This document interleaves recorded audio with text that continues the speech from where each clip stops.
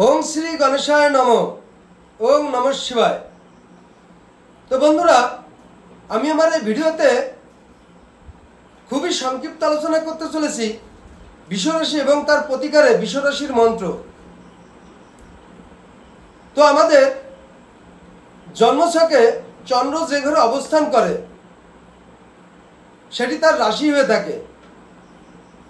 তো আমাদের রাশি যদি জন্মছকে শুভ ঘরে শুভ অবস্থান করে তাহলে আমরা সার্বিক দিক থেকে রাশির শুভ ফল পেয়ে থাকি।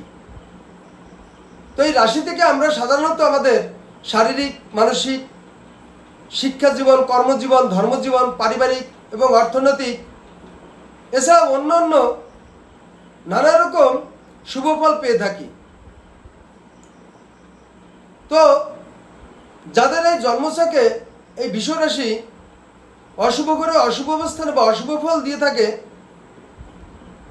তো তার থেকে শুভ ফল পেতে আমি আমার এই ভিডিওতে এই বিশ্বরাশির মন্ত্র সম্পর্কে আলোচনা করছি।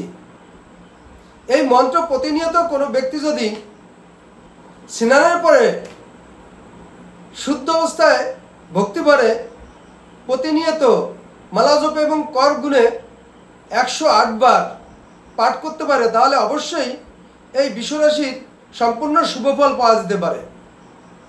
তো বন্ধুরা আমি সেই মন্ত্রটি বলছি, ওম গোপালায় উত্তর ধ্বজায় নমঃ। তো বন্ধুরা আমি আবার মন্ত্রটিকে বলছি, ওম গোপালায় উত্তর ধ্বজায় নমঃ।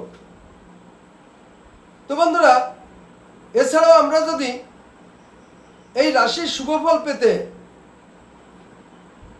গণেশের মন্ত্র, ইষ্ট গণপতির মন্ত্র আমরা যদি পাঠ করি তাহলেও তার থেকে আমরা এই বিশ্বরাশির স্বয়ং সম্পূর্ণ শুভ ফল পেতে পারি।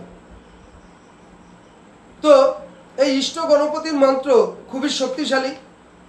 কোনো ব্যক্তি যদি প্রতিনিয়ত সকালবেলা স্নানের পরে পূর্বমুখে বসে শুদ্ধ বস্ত্রে শুদ্ধ আসনে মালা এবং করগুণে 108 বার জপ করতে পারে তাহলে অবশ্যই এই বিশ্বরাশির শুভ ফল 100% পেতে পারে।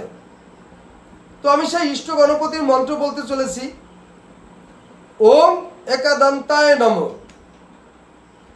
ওম একাদন্তায় নমঃ।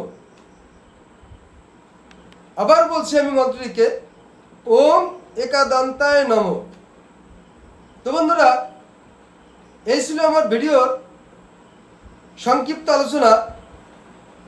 নমস্কার।